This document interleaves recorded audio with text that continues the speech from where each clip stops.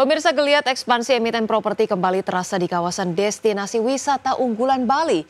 Emiten milik Happy Hapsoro PT Bukit Uluwatu Villa Tbk atau BUVA berencana mengakuisisi mayoritas saham PT Bukit Permai Properti di kawasan Uluwatu. BUVA mengumumkan rencana akuisisi 55% saham PT Bukit Permai Properti yang lokasinya berdekatan dengan aset hotel mewah milik BUVA di Uluwatu, Bali. Aksi koperasi ini merupakan bagian dari strategi perluasan aset hospitality di kawasan premium. Untuk membiayai akuisisi tersebut, BUVA akan menerbitkan saham baru melalui rights issue dengan target penggalangan dana hingga 240 miliar rupiah. Sebanyak 4,8 miliar lembar saham baru akan ditawarkan kepada publik dengan harga dan jadwal yang masih menunggu persetujuan regulator. Investor utama seperti Happy Hapsoro dan PT Nusantara Utama Investama akan bertindak sebagai penjamin siaga dalam aksi koperasi ini. Langkah ini memastikan seluruh saham baru terserap meski ada pemegang saham yang tidak mengeksekusi haknya. Pihak BUVA menyatakan nilai akuisisi belum ditentukan karena masih dalam proses evaluasi dan negosiasi dengan pemilik Bukit Permai Properti. Perusahaan berjanji akan mengungkapkan detail transaksi begitu kesepakatan dicapai. Jika rencana ini terrealisasi, maka BUVA akan semakin memperkuat portofolio properti kelas atasnya di Bali, terutama di kawasan Uluwatu yang menjadi primadona pariwisata internasional. Manajemen optimis langkah ini akan memberi nilai tambah jangka panjang bagi pemegang saham dan pelanggan. Tim Liputan IDX. Pemirsa, PT Wijaya Karya Persero Tbk atau WIKA resmi mengangkat Sumadi sebagai Direktur Keuangan. Penetapan ini disahkan dalam rapat umum pemegang saham luar biasa atau RUPSLB di Jakarta Rabu 6 Agustus 2025. Sebelumnya posisi tersebut kosong sejak ditinggal Adityo Kusumo yang kini menjabat sebagai Direktur Keuangan dan Investasi. Adapun Sumadi bukan nama baru di WIKA. Ia pernah menjabat sebagai Direktur Manajemen Risiko dan Hukum dan juga sempat memegang berbagai jabatan keuangan strategis lainnya di lingkungan WIKA. Dalam rapat tersebut, RUPSLB juga memangkas 2 posisi Direktur Operasi menjadi 1. Perubahan ini dinilai sebagai strategi memperkuat manajemen perusahaan menghadapi berbagai tantangan bisnis. Selain itu, rapat juga menyetujui perubahan aturan dana pensiun perusahaan.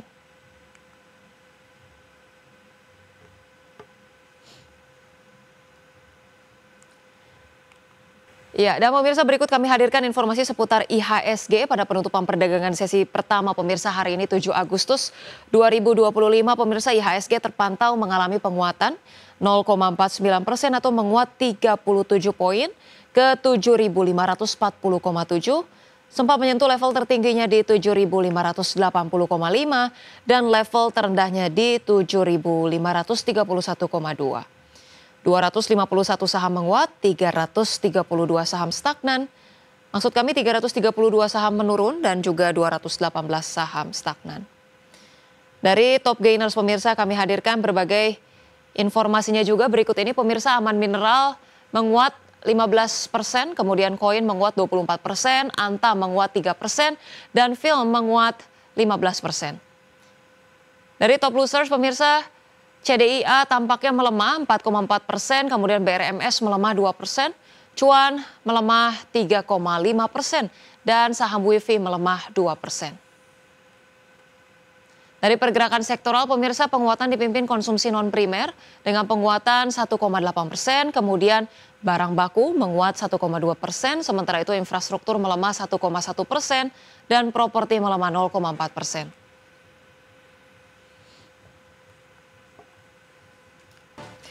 Pemirsa, Anda menyaksikan TechBiz.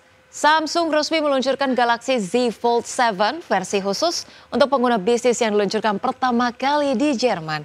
Desainnya tetap ultra sleek dengan ketebalan hanya 8,9 mm ketika dilipat dengan berat 215 gram dan dilengkapi dengan Armor Flex Hinge generasi ketiga. Samsung memperkenalkan Galaxy Z Fold 7 Enterprise Edition. Versi khusus untuk pengguna bisnis yang diluncurkan pertama kali di Jerman dengan konfigurasi 512GB Jet Black dan garansi resmi selama 3 tahun. Perangkat ini juga mencakup paket Samsung Knox Suite gratis selama 1 tahun untuk kemudahan manajemen perangkat di lingkungan perusahaan. Meski ditujukan untuk korporat, spesifikasi hardware-nya identik dengan versi consumer, layar dynamic AMOLED 2x8 inch QXGA Plus dengan 120 Hz, prosesor Snapdragon 8 Elite, serta kamera 200 megapiksel dan baterai 4400 mAh dengan pengisian 25 watt dan fast wireless charging. Desainnya tetap ultra sleek dengan ketebalan hanya 8,9 mm ketika dilipat, dengan berat 215 gram dan dilengkapi dengan armor flexing generasi ketiga, ultra thin glass, serta armor aluminium untuk durabilitas tinggi hingga 500.000 lipatan.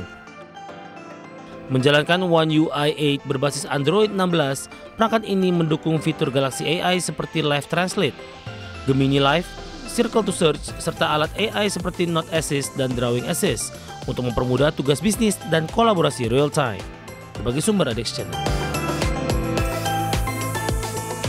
Pemirsa, pertumbuhan ekonomi sepanjang kuartal 2 2025 sebesar 5,12% menuai sorotan banyak pihak. Capaian pertumbuhan ekonomi tersebut dinilai janggal dan tidak sesuai dengan kondisi real di lapangan. Pertumbuhan ekonomi sepanjang kuartal 2 2025 sebesar 5,12% menuai sorotan banyak pihak. Pasalnya, capaian pertumbuhan ekonomi tersebut dinilai banyak pihak janggal dan tidak sesuai dengan kondisi real di lapangan. Menurut ekonom Selios Nailul Huda, pertumbuhan ekonomi kuartal 2 yang lebih tinggi dari kuartal 1 yang bertepatan dengan Idul Fitri dinilai janggal. Selain itu, konsumsi rumah tangga yang membuat pesatnya pertumbuhan ekonomi juga tidak sesuai kondisi di lapangan. Terlebih, indeks keyakinan konsumen justru turun yang mengidentifikasi konsumsi rumah tangga turun.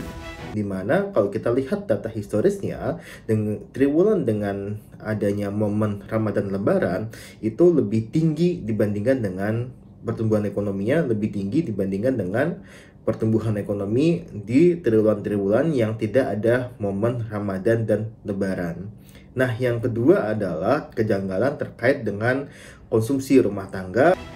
Sementara itu, ekonom senior Indef Fadil Hasan menyebut beragam leading indikator indeks pertumbuhan ekonomi nasional mayoritas berada di bawah ekspektasi banyak pihak. Dengan kondisi tersebut, seharusnya angka pertumbuhan ekonomi masih berada di bawah 5%. Rata-rata pertumbuhan ekonomi kita di triwulan kedua tahun 2025 itu adalah 4,79%,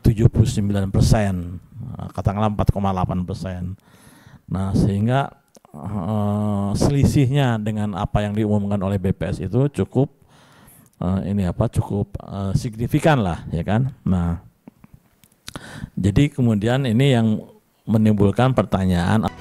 Sejumlah kalangan meminta Badan Pusat Statistik untuk menyampaikan data yang sebenarnya, bukan bermain dengan data dan indeks untuk menghasilkan pertumbuhan ekonomi. Dari Jakarta, di Firmansyah, Radio Patmo, Adex Channel. Pemirsa, Menteri Sekretaris Negara Prasetyo Hadi menepis tudingan pemerintah memainkan dan memoles data pertumbuhan ekonomi Indonesia hingga mencapai 5,12% di kuartal 2 2025.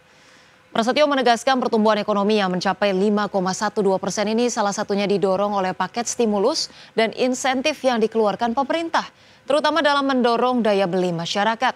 Berdasarkan data BPS, konsumsi rumah tangga berkontribusi terbesar terhadap PDB, yakni sebesar 54,25%. Pertumbuhan ekonomi itu kan terdiri dari beberapa komponen ya. Di situ ada belanja rumah tangga, kemudian di situ ada belanja pemerintah, di situ ada komponen investasi. Nah, tentunya kalau hari ini BPS secara resmi menyampaikan mengenai pertumbuhan ekonomi kita, ya pastilah di situ berisi seluruh komponen tadi. Bahwa komponen-komponen itu adalah hasil dari program-program atau kemudian kalau dari sisi pemerintah itu adalah hasil dari stimulus-stimulus yang itu disiapkan oleh pemerintah, ya memang demikian.